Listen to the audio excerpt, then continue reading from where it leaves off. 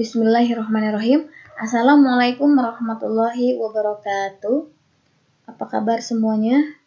Semoga kalian semua selalu dalam lindungan Allah Subhanahu wa Ta'ala.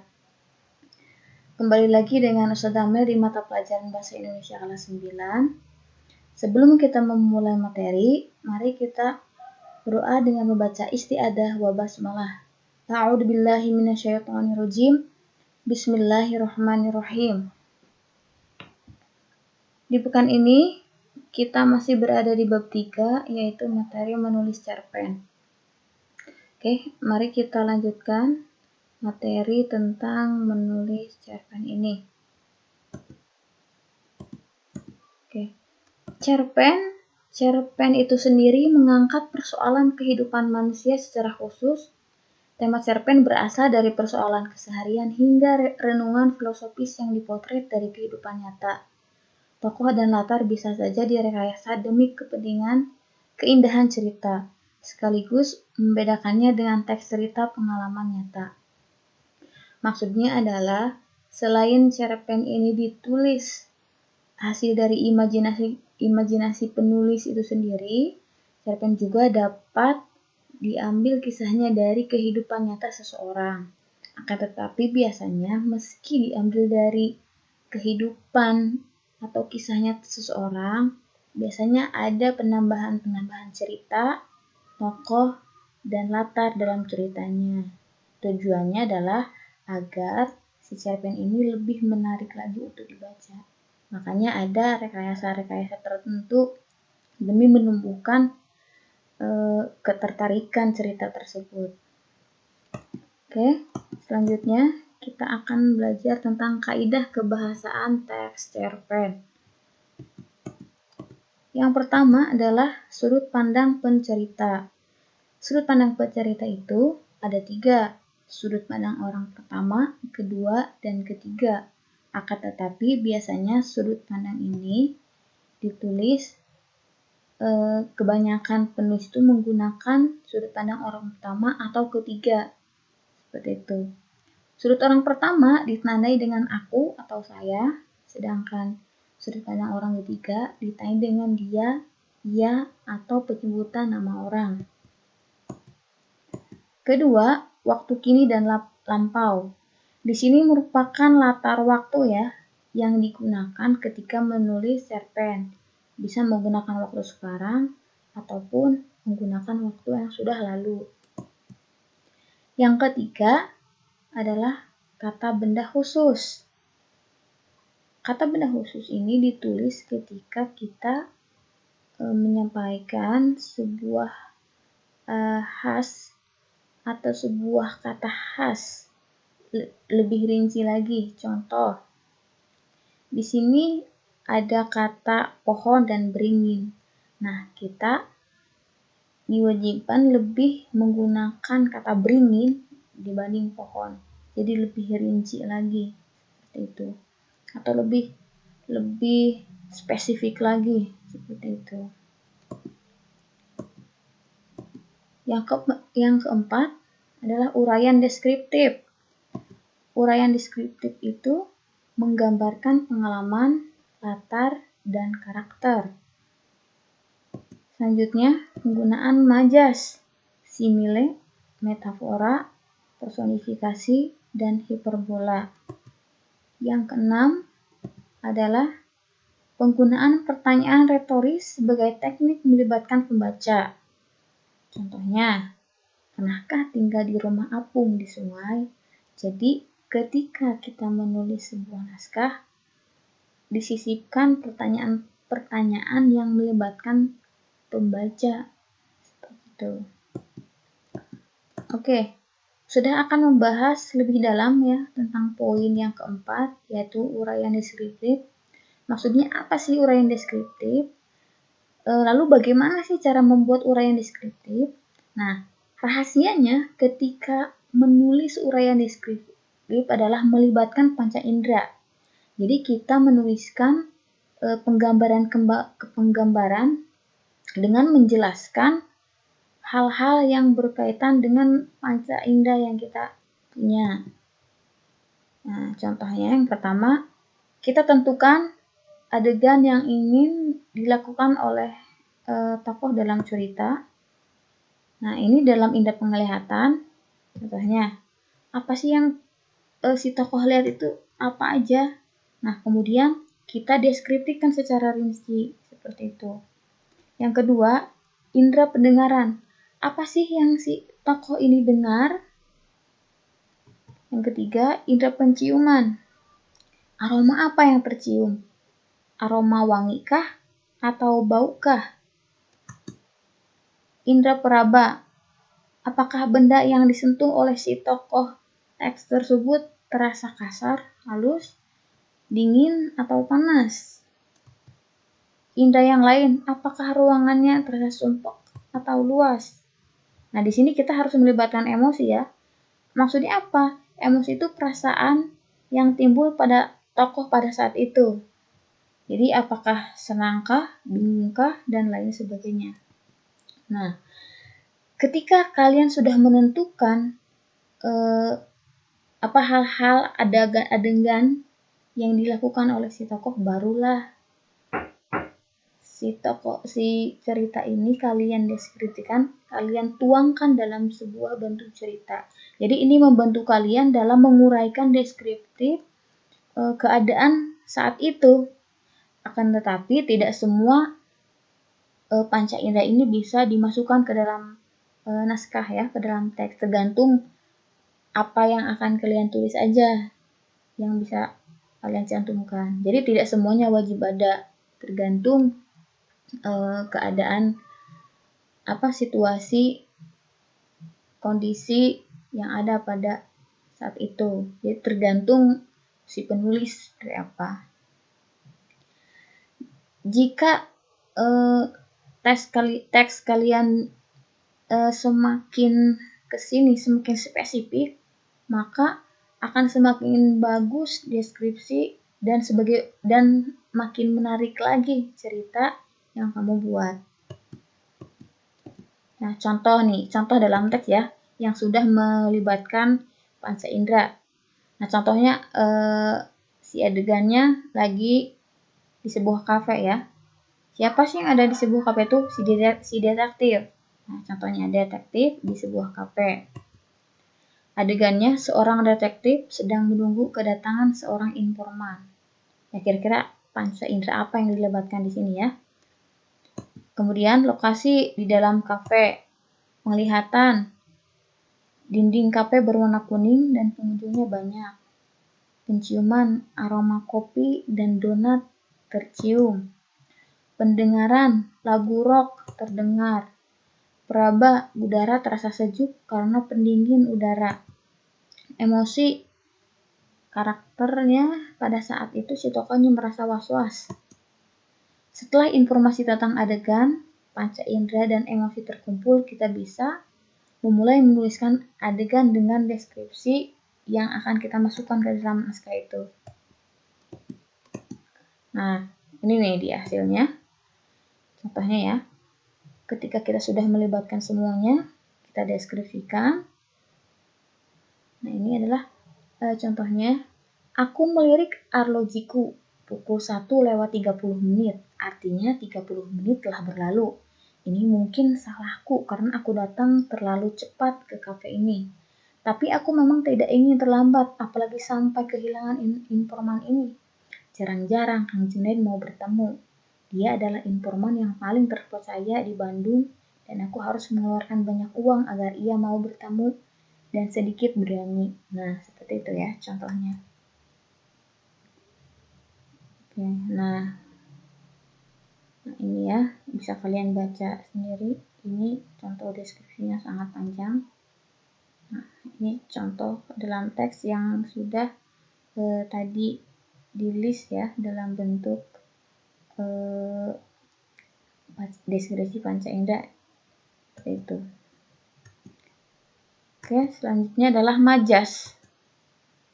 Majas ya, yang sudah disebutkan tadi, simile, metafora, personifikasi, dan hiperbola. Apa itu majas simile?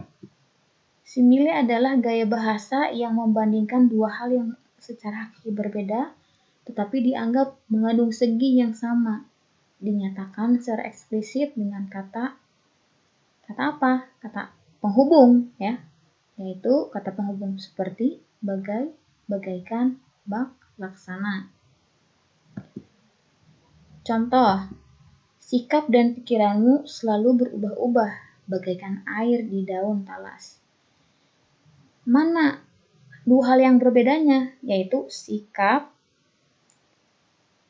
dengan air daun. Nah, ini dua hal yang berbeda itu yaitu sikap dan air di daun nih, dua hal yang berbeda. Mana kata penghubungnya? Inilah kata penghubungnya bagaikan. Ya, jadi untuk simile ini sangat gampang sekali diidentifikasi karena cirinya ada konjungsi penghubung ini, konjungsi perbandingan bagaikan seperti bak, laksana, dan sebagainya.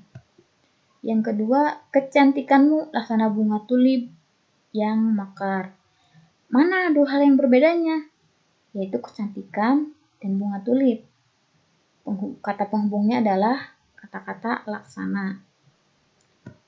Yang ketiga, aku dan dia bagaikan Tom dan Jerry. Mana dua hal yang berbedanya? Aku dan dia dan Tom dan Jerry. Nah, itu dua hal yang berbedanya. Di mana letak konjungsinya? Ada di kata-kata bagaikan. Seperti itu. Yang kedua, metafora. Metafora adalah gaya bahasa perbandingan dengan membandingkan antara satu objek dengan objek lain dengan melihat persamaannya. Metafora adalah perbandingan yang implisit, tidak langsung.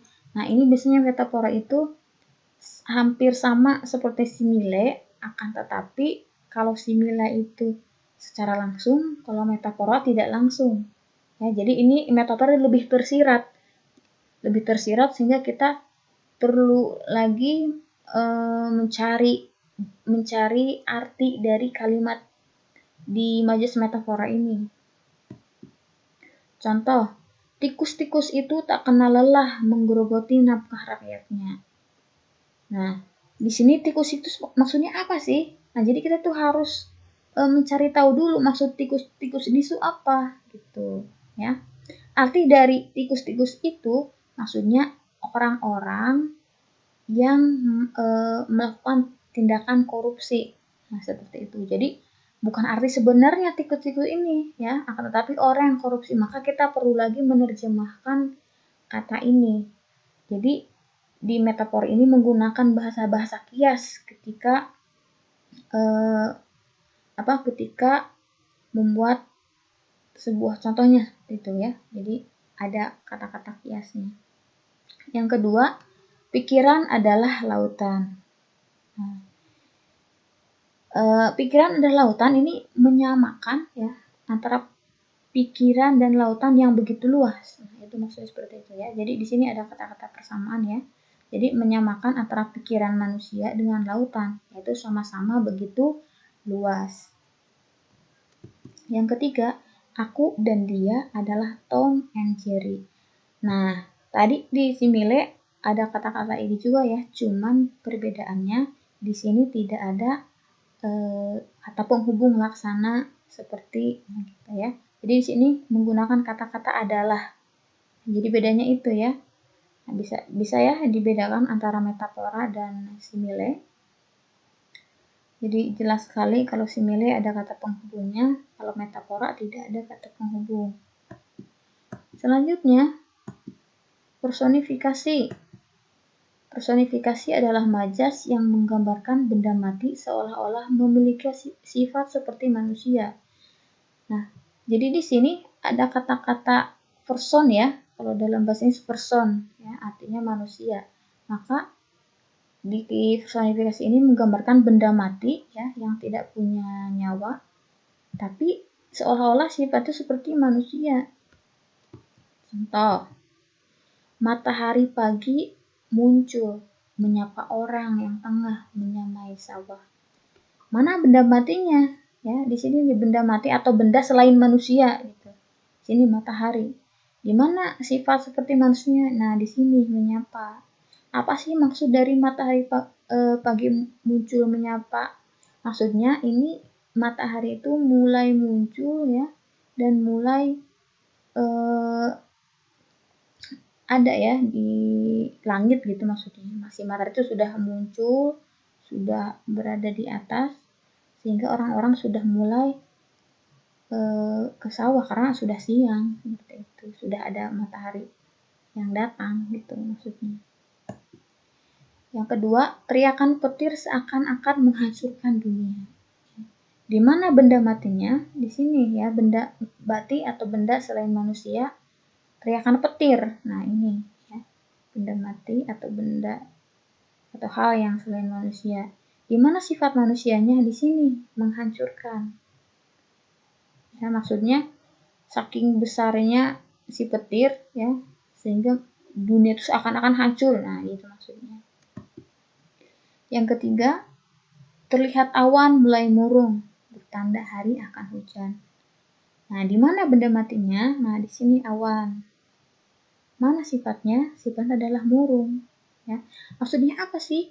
Nah, terlihat awan mulai murung. Murung di sini maksudnya itu adalah mulai gelap gitu ya. Mulai awan itu udah gelap, udah mau hujan. Jadi murung di sini artinya itu gelap. Seperti itu. Selanjutnya, hiperbola.